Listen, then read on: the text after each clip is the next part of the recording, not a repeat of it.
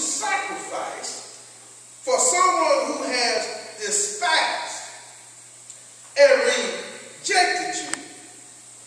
If the word sacrifice means to forfeit something of value for the sake of someone else, the question then becomes, how much are you willing to sacrifice for another?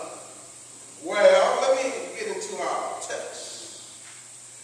Because our text today is pregnant with the celestial explanation of Christ's earthly sacrifice for all mankind.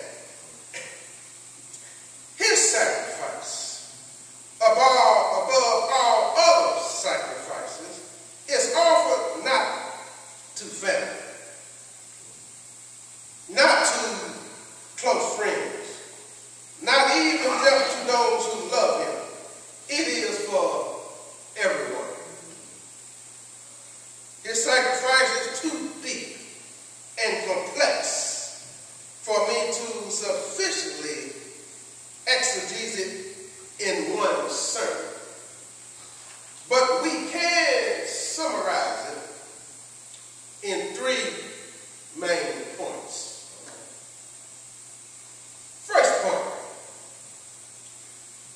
Christ paid the price for us. In the Old Testament covenant required the high priest.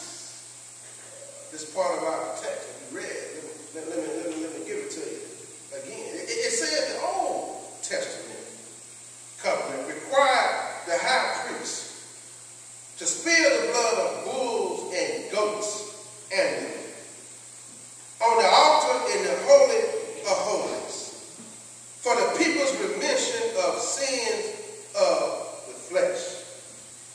It was God's annual clean-up plan to keep mankind from slipping into the abyss of sin's grip. But the Israelites kept slip-sliding away anyway until they finally slipped into a 400-year-long separation from God. You know what happens when you are separated from God, don't you? It means you are on your own, governed by your own reprobate mind, subject to the sins that you allow to rule your mind, your body, and even your spirit. The Catholic Church came up with its own solution for this separation. They call it absolution. They decided it would be better to improve on God's old covenant annual clean ideal by requiring a priest to hear your weekly confession and grant you a pardon from your sins through a series of penance to release you from your guilt. Your neat recitation of a few verses of the Hail Mary while you make the sign of the cross with holy water at the altar is your open act of confession. The problem is that men and women do just what the Israelites did after they brought their annual goat or bull to the slaughter at the altar. They go out and sin again.